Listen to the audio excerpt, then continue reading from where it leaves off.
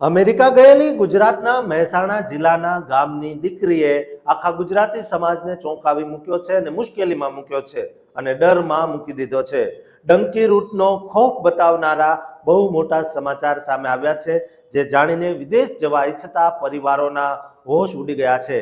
ડીજીઆઈના સત્તાવાર સ્ત્રોતના આધારે મહેસાણાની એક 22 વર્ષની યુવતી કેનેડાવાળી લાઇનથી ગેરકાયદેસર રીતે અમેરિકામાં ઘૂસવાના પ્રયાસમાં ગત માર્ચ મહિનાના આખરી અઠવાડિયામાં બોર્ડર ક્રોસ કરતી વખતે જ સત્તાવાર રીતે ઝડપાઈ ગઈ હતી.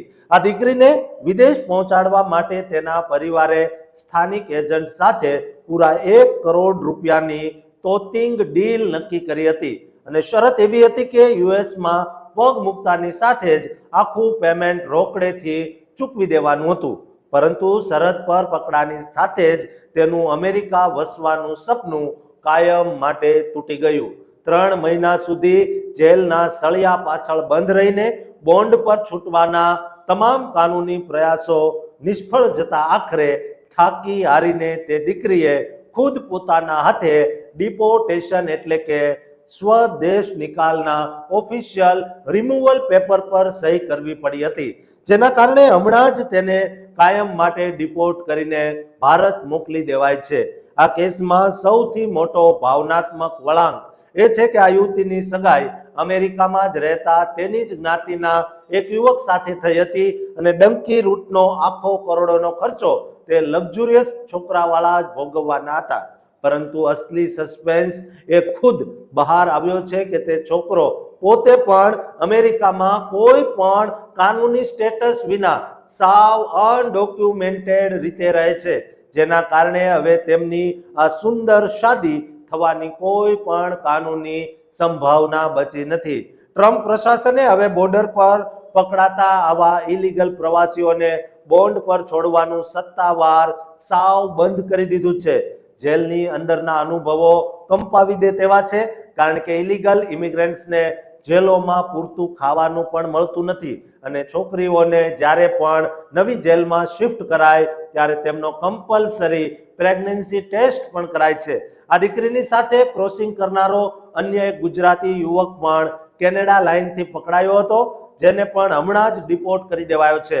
મેક્સિકો અને કેનેડા બંને સરહદો પર કડકાઈ વધવાના કારણે વર્ષ 2024 પહેલા અમેરિકામાં ઇલીગલી ઘૂસેલા સિંગલ ભારતીયો માટે હવે પત્ની શોધવી બહુ જ મુશ્કેલ બની ગઈ છે અને તેમણે કદાચ વર્ષ 2028 સુધી કુંવારા જ રહેવું પડે તેવી સત્તાવાર સંભાવનાઓ દેખાઈ રહી છે. એટલું જ નહીં, પણ જેઓ પોતાની ફેમિલી છોડીને ત્યાં એકલા રહે છે તેઓ પણ હવે પત્ની બાળકોને વિઝિટર વિઝા પર બોલાવી શકતા નથી, કારણ કે વિઝા રિજેક્શનનો રેટ બહુ જ ઊંચો છે.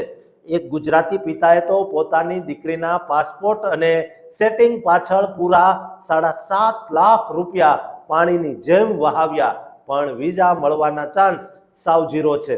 અત્યારે પણ ડંકી રૂટની કિંમત 1 કરોડથી વધુ થઈ ગઈ છે અને રસ્તામાં 3 થી 4 મહિનાનો સમય લાગે તે જુદું, જેમાં પહોંચ્યા પછી પણ એજન્ટની કોઈ જવાબદારી રહેતી નથી. આ સિવાય યુ વિઝા મેળવવા માટે $10-15 હજાર આપીને નકલી લૂંટફાટ એટલે કે ફેક રોબરી કરાવવાનો કાળો ખેલ હવે કાયદેસર રીતે સાવ બંધ થઈ ગયો છે અને કેટલાક ભારતીયોએ ઇન્ડિયામાં ઓન પેપર નકલી છૂટાછેડા લઈને અમેરિકામાં $500 થી વધુના ખર્ચે જે ફેક મેરેજ એટલે કે નકલી લગ્ન કર્યા હતા, તેઓ પણ હવે ગ્રીન કાર્ડ માટે ફાઇલ મૂકતા ડરી રહ્યા છે, કારણ કે નકલી પત્નીઓના નખરા અને મોંઘા ખર્ચા ઉઠાવવામાં તેમનું તેલ સાવ નીકળી ગયું છે, જે ચાલુ જૂન 2026ના સમયમાં ઇમિગ્રેશન માર્કેટનું સૌથી કડવું અને અસલી સત્ય સાબિત થયું છે. દોસ્તો, અમેરિકામાં રહેવું હોય તો હવે કાયદેસર જ રહેવું, નહીતર ત્યાંથી સેલ્ફ ડિપોર્ટ થવું સહેલું, સસ્તું અને સરળ છે. જો દોસ્તો તમે પણ અમેરિકામાં અટવાયા હો, ફસાયા હો કે ગેરકાયદે રહેતા હો તો આ વિડીયો તમારા માટે જ હતો, અથવા આવા લોકોને શેર કરજો અને આ ચેનલને સબસ્ક્રાઇબ કરવાનું ચૂકતા નહીં.